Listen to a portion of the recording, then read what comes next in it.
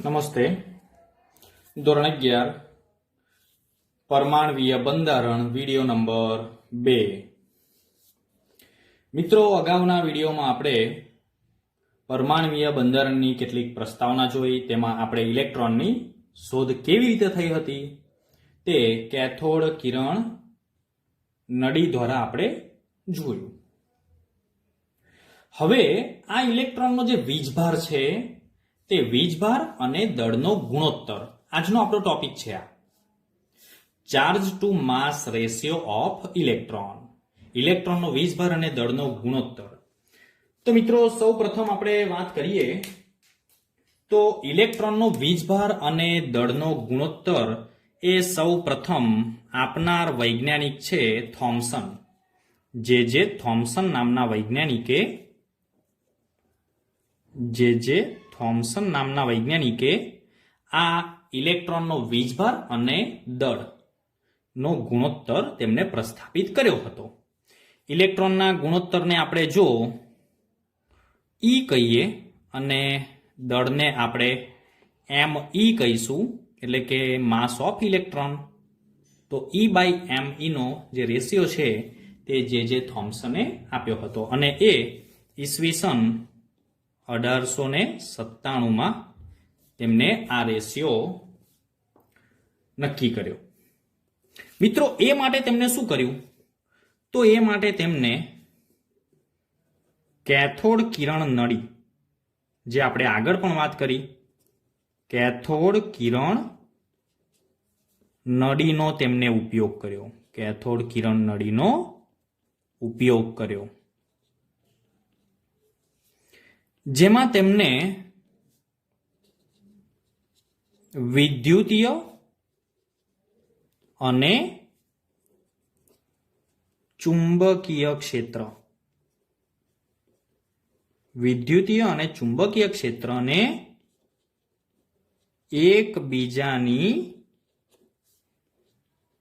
લંબ દિશામાં ગોઠવ્યા. બંને ક્ષેત્રોને એકબીજાની લંબ દિશામાં ગોઠવ્યા. તો મિત્રો, આ ગોઠવણી કેવી હશે? તો આની આપણે આગળ પણ ચર્ચા કરી દીધેલી છે. તો આપણે આકૃતિમાં જોઈશું, જેથી તમને ખ્યાલ આવશે કે આકૃતિની અંદર તમે અહીંયા જોઈ શકો છો કે આ છે કેથોડ કિરણ નળી.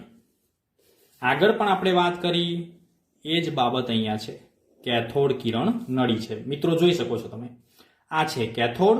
કેથોડમાંથી કેથોડ કિરણો નીકળે છે, જેને આપણે ઇલેક્ટ્રોન કહ્યા, જે એનોડ તરફ જાય છે. તો આ જે સીધી લાઈન જે કેથોડ કિરણોની છે તેને એકબીજાને લંબ, એટલે કે આ છે વિદ્યુતીય ક્ષેત્ર.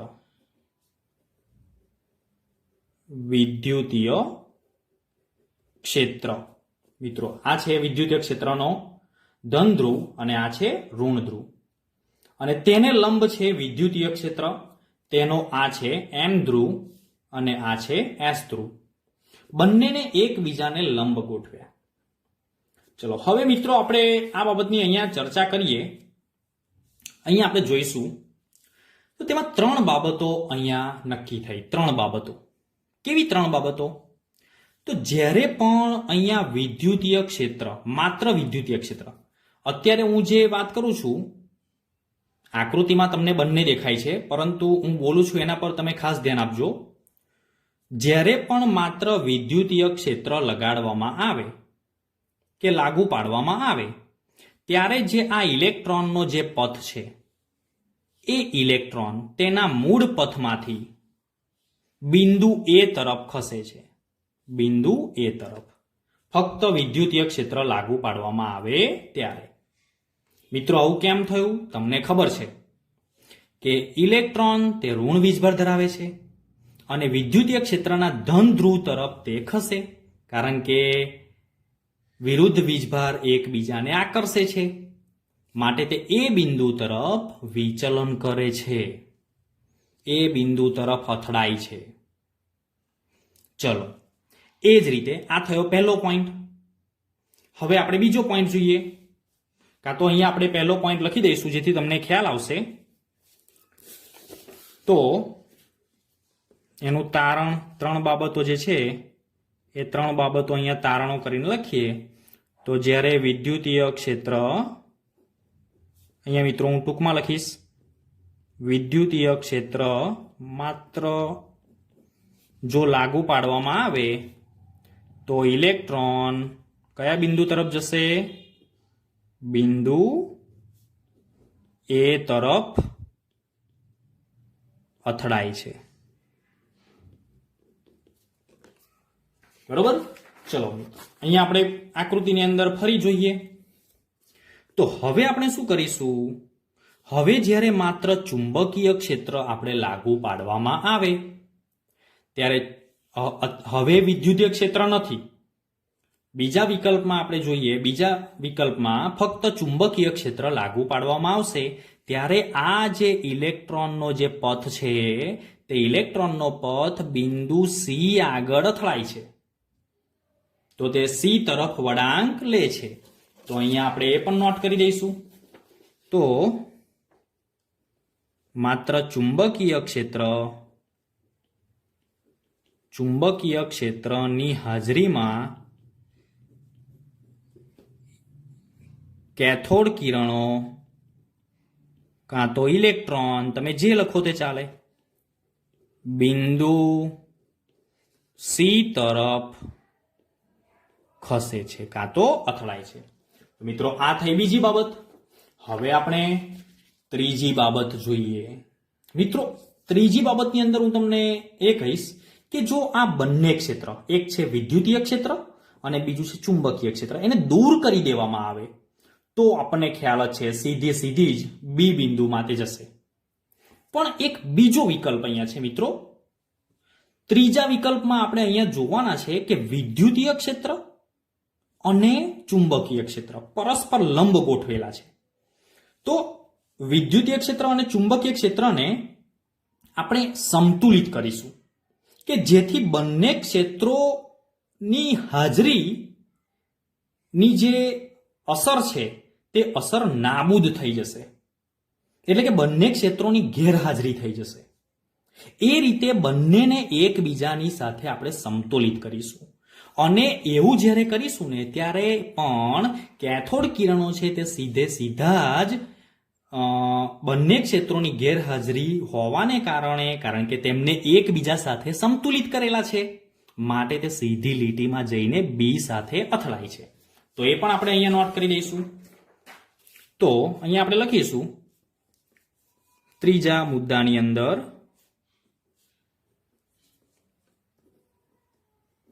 વિદ્યુતીય અને ચુંબકીય ક્ષેત્ર ને સમતુલિત કરતા શું થશે મિત્રો? બંને ક્ષેત્રોને એકબીજા સાથે સમતુલિત કરીશું ત્યારે કેથોડ કિરણો મિત્રો અહીંયા લખી દઈશું, તમને ખ્યાલ આવે. બંને ક્ષેત્રોનું મૂલ્ય કેવું થાય છે? 0.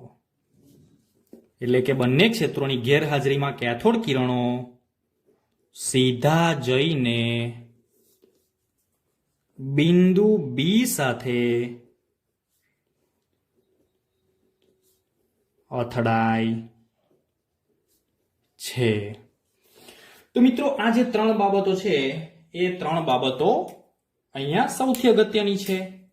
તો મિત્રો થોમ્સને શું કર્યું? વિદ્યુતીય અને કાં તો અથવા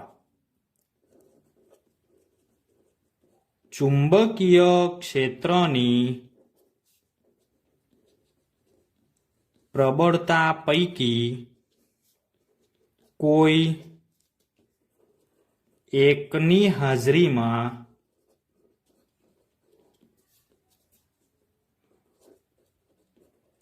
ઇલેક્ટ્રોન વિચલનની માત્રાનું ચોકસાઈપૂર્વક તેને માપન કર્યું. ચોકસાઈપૂર્વક માપન કરીને થોમ્સને E/me નો ગુણોત્તર આપ્યો.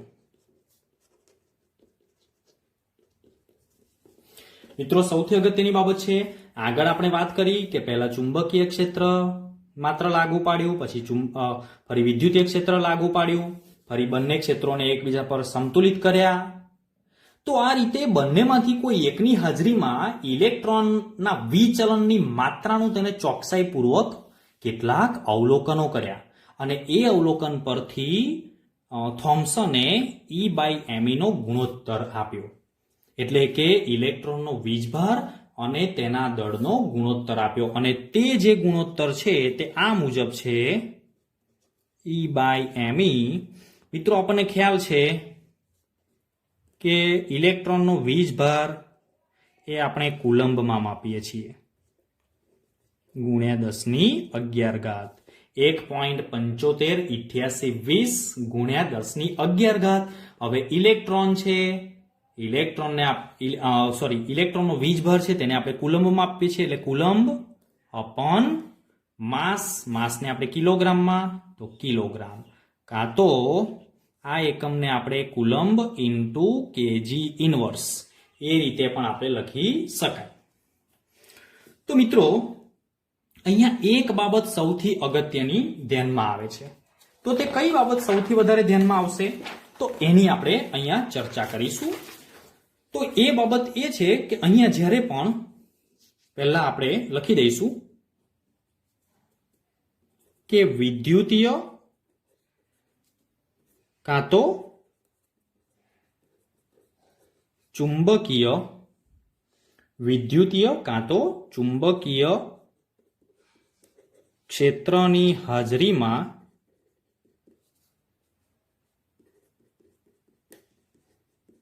કણોના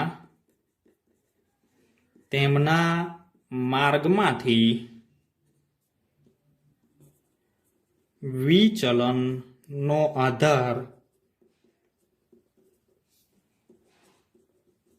નીચેની બાબતો પર છે. મિત્રો સૌથી અગત્યનું છે અને એ બાબત આપણે અગાઉ ચર્ચા કરી જ.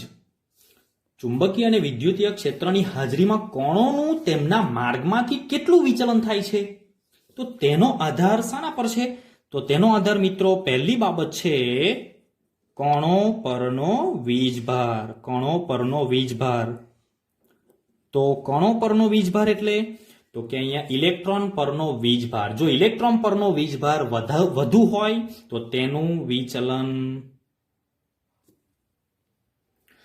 તેટલું વિચલન વધુ થશે.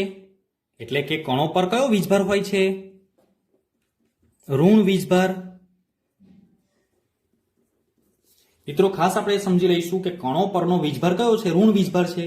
તો જેટલો વધુ ઋણ વીજભાર હશે તેટલું વધુ વિચલન થશે ધન વીજભાર તરફ, કારણ કે તે ડાયરેક્ટલી પ્રોપોર્શનલ છે.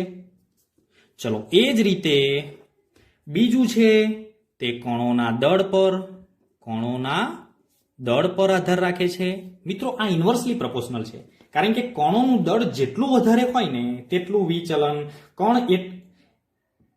કણ છે તે એકદમ લાઇટ વેઇટ ધરાવતો હોય, ખૂબ જ ઓછું દળ ધરાવતો હોય તો તે સરળતાથી વિચલન પામે છે. જ્યારે વધુ દળ ધરાવે તો તેને વિચલનમાં તકલીફ પડે છે, કારણ કે તેનું દળ વધારે છે. માટે ઇન્વર્સલી પ્રોપોર્શનલ છે આ ગુણધર્મ. અને ત્રીજું વિદ્યુતીય અને ચુંબકીય ક્ષેત્રની પ્રબળતા પર. તો ચુંબકીય કે વિદ્યુતીય ક્ષેત્રની પ્રબળતા વધુ હોય તો તેટલું વિચલન વધુ અને ઓછી હોય તો તેટલું વિચલન ઓછું થશે. તો મિત્રો આમ જે કણો તેમના માર્ગમાંથી વિચલન પામે છે તેનો આધાર આ ત્રણ બાબતો પર રહેલો હોય છે. ચલો હવે મિત્રો એક બીજો પોઈન્ટ આપણે આજે શીખવાના છે, જેમાં છે ઇલેક્ટ્રોન પરનો વીજભાર. ઇલેક્ટ્રોન પરનો વીજભાર.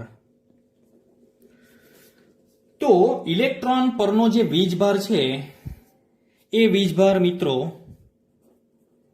અહીંયા મિલિકન નામનો એક વૈજ્ઞાનિક હતો. એ મિલિકને ઇલેક્ટ્રોનનો વીજભાર નક્કી કરવા માટે ઇલેક્ટ્રોનનો વીજભાર નક્કી કરવા એક પદ્ધતિ વિકસાવી. એક પદ્ધતિ જેનું નામ છે તેલ બિંદુ પદ્ધતિ. તેલ બિંદુ પદ્ધતિ. મિત્રો ખાસ અગત્યનું છે અને મોસ્ટ આઈએમપી આ ટોપિક છે. ખાસ આપણે આને ધ્યાનમાં લઈશું. ઇલેક્ટ્રોન પરનો વીજભાર. તો ઇલેક્ટ્રોન પરનો વીજભાર કોણે અને કેવી રીતે નક્કી કર્યો તે સૌથી અગત્યનું છે. તો ઇલેક્ટ્રોન પરનો વીજભાર તે મિલિકન નામનો એક વૈજ્ઞાનિક હતો અને એ વૈજ્ઞાનિકે આ ઇલેક્ટ્રોન પરના વીજભારને નક્કી કરવા માટે એક પદ્ધતિ આપી અને તે પદ્ધતિ એટલે ઓઇલ ડ્રોપ મેથડ, એટલે કે તેલ બિંદુ પદ્ધતિ. તો આ પદ્ધતિને આપણે સમજીશું. હવે એ પદ્ધતિને સમજવા માટે તેની આપણે એક આકૃતિ જોવી પડશે અને એ આકૃતિ પરથી એ પદ્ધતિ કેવી રીતે ઇલેક્ટ્રોનના વીજભારને નક્કી કર્યું હશે તે બાબત આપણે અહીંયા સમજવાનો પ્રયત્ન કરીશું. તો સમજીએ આપણે. મિત્રો અહીંયા મેં તમારી આગળ એક એપરેટસ એટલે કે એક ચેમ્બર્સ અહીંયા મૂકેલું છે. એ ચેમ્બર્સની અંદર જે બધું સેટઅપ છે તે સેટઅપ આપણે પહેલા જોઈ લઈશું.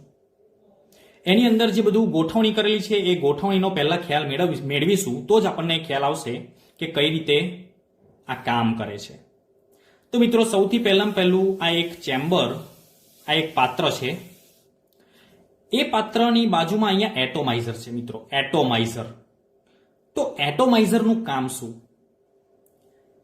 તો અહીંયા એક બોટલની અંદર આપણે ઓઇલ લેવાનું છે.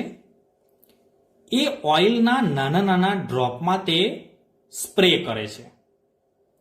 જેમ કે આપણે બોડી સ્પ્રે કે કપડા પર જે સ્પ્રે મારીએ છીએ તો એના નાના નાના ડ્રોપ, નાના નાના જે બિંદુ હોય છે એ બિંદુમાં અહીંયા કન્વર્ટ કરશે, જેને આપણે એટોમાઇઝર કહીએ છીએ. એટલે અહીંયા ઓઇલના જે નાના નાના ડ્રોપ છે એ ડ્રોપ તે ચેમ્બર્સમાં મોકલશે સ્પ્રે મારફતે. ત્યાર પછી અહીંયા ઉપર અને નીચે બે પ્લેટ આપેલી છે. બે ધાતુની પ્લેટો છે. એમાં એક છે તે ધન આયન, ધન ધ્રુવ, અને બીજો છે તે ઋણ ધ્રુવ છે મિત્રો. ત્યાર પછી અહીંયા એક સ્ત્રોત આપેલો છે, એક્સરે નો સ્ત્રોત. એટલે એક્સરે કિરણનો એક સ્ત્રોત અહીંયા મૂકી દઈશું કે જેમાંથી એક્સરે કિરણો આ બંને પ્લેટની વચ્ચે પસાર થશે. અને સામે મિત્રો છે ટેલિસ્કોપ. ટેલિસ્કોપ વડે આપણે અહીંયા જે બિંદુ હશે ઓઇલ ડ્રોપ તેનું આપણે ઓબ્ઝર્વેશન કરી શકીએ છીએ. તો મિત્રો સૌપ્રથમ અહીંયા એ પણ આપણે વાત કરીશું કે અહીંયા જે આ પ્રથમ ઉપરની જે પ્લેટ છે, ઉપરની પ્લેટમાં વચ્ચે એક નાનકડું છિદ્ર છે. એ છિદ્રનું માપ કેટલું હોવું જોઈએ? તો અહીંયા એમાંથી કોઈ એક જ ઓઇલ ડ્રોપ વારાફરતી પસાર થાય એ પ્રમાણેનું હોવું જોઈએ. એક જ ઓઇલ ડ્રોપ, જેથી એનો આખો એક પથ સળંગ બનશે. તો એક જ ઓઇલ ડ્રોપ પસાર થાય એ પ્રમાણેનું આપણે એની સાઈઝ રાખવાની હોય છે. તો હવે એટોમાઇઝરમાંથી સૌ પ્રથમ ઓઇલનો સ્પ્રે કરવામાં આવે છે. ત્યારે એ તેલના જે બિંદુઓ છે તે અહીંયા ઉપર મેં આ રીતે થોડાક ડોટેડ ટપકા વડે મેં દર્શાવેલા છે. તો એ જે ઓઇલના ડ્રોપ હોય છે તે આ નાના છિદ્ર મારફતે અહીંયાથી એક ટીપું બે પ્લેટની વચ્ચે આવે છે. ત્યારે મિત્રો આપણે અહીંયા ધ્યાન રાખીશું કે આ જે એક્સરે છે એ એક્સરે એમાંથી જ્યારે કિરણો પસાર થાય છે બે પ્લેટની વચ્ચે, ત્યારે આ ચેમ્બર્સમાં રહેલા જે વાયુઓ હોય છે, કાં તો પ્લેટની વચ્ચે રહેલો જે વાયુ હોય છે તે વાયુનું આયનીકરણ કરે છે અને આયનીકરણ કરતા ઇલેક્ટ્રોન મુક્ત કરે છે. ઇલેક્ટ્રોન, અને આ જે ઇલેક્ટ્રોન છે તે ઇલેક્ટ્રોન આ ઓઇલ ડ્રોપ પર જમા થાય છે, ઓઇલ ડ્રોપ પર, જેથી ઓઇલ ડ્રોપ છે તેલના બિંદુ છે તે ભારિત બની જાય છે, એટલે કે ઋણ વીજભાર વાળું બની જાય છે. હવે બીજી એ પણ બાબત આપણે અહીંયા ક્લિયર કરીશું કે અહીંયા બે પ્રકારના બળ લાગે છે. તો કયા કયા બે પ્રકારના? એક તો ઓઇલ ડ્રોપ નીચે પડે છે માટે ગુરુત્વાકર્ષી બળ લાગે છે, અહીંયા લખેલું છે ગુરુત્વાકર્ષીય બળ. અને બીજું, બંને પ્લેટ વચ્ચે, બંને પ્લેટને આપણે વિદ્યુત પ્રવાહ પસાર કરીએ છીએ માટે વિદ્યુતીય ક્ષેત્રની લીધે સ્થિર વિદ્યુતીય બળ લાગે છે. માટે આ જે ડ્રોપ છે તે ડ્રોપ ને પરસ્પર વિરુદ્ધ બળો લાગે છે. એક ગુરુત્વાકર્ષી બળ જે નીચે લાગે છે અને બીજું વિદ્યુતીય ક્ષેત્રને લાગતું જે બળ છે તે ઉપરની તરફ લાગે છે. માટે આ જે ઓઇલ ડ્રોપ છે તે ઓઇલ ડ્રોપ સ્થિર થાય છે અને જેથી તેના ઉપર વીજભાર જમા થયો હોવાથી ટેલિસ્કોપ મારફતે આપણે તે એના પરનો ભાર આપણે માપી શકીએ છીએ. ત્યારે મિલિકને એના પર આ જુદા જુદા બિંદુઓના જે ભાર માપ્યા ત્યારે એ ભાર કંઈક આ પ્રમાણે આવ્યા. તો સૌથી નાનામાં નાનું જે બિંદુ હતું તેનો ભાર, એના ભારને જો ગુણક સંખ્યા વડે આપણે ગુણીએ તો જુદા જુદા બિંદુઓના જુદા જુદા ભાર મળશે. મિત્રો, આ સમજવું ખાસ અગત્યનું છે. આ જે ભાર ઇલેક્ટ્રોનનો આ જે ભાર બતાવેલો છે મેં અહીંયા Q બરાબર Ne, Q એટલે વીજભાર. કોઈ પણ બિંદુનો વીજભાર અહીંયા એમને એવું જરૂર નથી, કારણ કે અહીંયા વારાફરતી જુદી જુદી સાઈઝના બિંદુઓ પડતા હોય તો દરેક બિંદુનો ભાર અલગ અલગ હોય. પણ તે ભાર કેટલો મળ્યો? દરેક બિંદુઓના ભાર એમને માપ્યા તો કંઈક આ પ્રમાણે આ સૂત્ર મુજબ જ મળ્યો. તો આ જે સૌથી નાનામાં નાના બિંદુનો જે ભાર છે તે 1.6022 ગુણ્યા 10⁻⁹ કુલંબ મળ્યો. હવે એના કરતા બિંદુ થોડું મોટું હોય તો એની સાથે 2 ગુણીએ, એના કરતા મોટું હોય તો એની સાથે 3 ગુણીએ, 4 ગુણીએ, 5 ગુણીએ, એમ જુદા જુદા બિંદુઓનો જે ભાર છે તે આ રીતે Q બરાબર Ne એટલે કે ગુણક સંખ્યા વડે એને દર્શાવી શકાય. અને એના પરથી મિત્રો નક્કી થયું, આ બધા પ્રયોગો પરથી, તેલ બિંદુ પદ્ધતિ પરથી નક્કી થયું કે ઇલેક્ટ્રોન પરનો જે ભાર છે, ઇલેક્ટ્રોન પરનો ભાર, તો એ ભાર સૌથી નાનામાં નાના બિંદુ પરનો ભાર તેમને નક્કી કર્યો તો તે -1.6 ગુણ્યા 10⁻⁹ કુલંબ નક્કી કર્યો છે, જેની હાલમાં ફિક્સ વેલ્યુ આપણે જોઈએ તો હાલમાં આપણે -1.6022 ગુણ્યા 10⁻⁹ કુલંબ જે છે એટલે ખાસ કરીને ઇક્વલ મળી. અને એના પરથી હવે મિલિક અને થોમ્સન ના E/Me ગુણોત્તર જે આપણે આગળ જોયો એ ગુણોત્તર પરથી ઇલેક્ટ્રોનનું દળ નક્કી કર્યું. કેવી રીતે? તો મિત્રો આપણે અહીંયા જોઈશું આપણે કે ઇલેક્ટ્રોનનું દળ Me કાં તો m, mass of electron Me is equal to ઉપર આવશે વીજભાર અને નીચે આવશે E/Me નો રેશિયો. એટલે કે આ જે વીજભાર આપ્યો તે કોને આપ્યો? જે ઉપર આપણે મિલિકને આપ્યો તે. અને આ જે રેશિયો આપેલો છે તે થોમ્સનનો રેશિયો છે. એના પરથી ઇલેક્ટ્રોનનું દળ નક્કી થયું તો બંને વેલ્યુ આપણે અહીંયા મૂકીશું. 1.6022 × 10⁻⁹ coulomb upon 1.758820 into 10⁻11 coulomb into kilogram inverse. તો કુલંબ દૂર થઈ જશે તો માસ જે આપણને મળશે તે 9.1094 ગુણ્યા 10⁻31 કિલોગ્રામ એ ઇલેક્ટ્રોનનું દળ આપણને મળ્યું. તો મિત્રો આ રીતે ઇલેક્ટ્રોનનું દળ નક્કી થયું.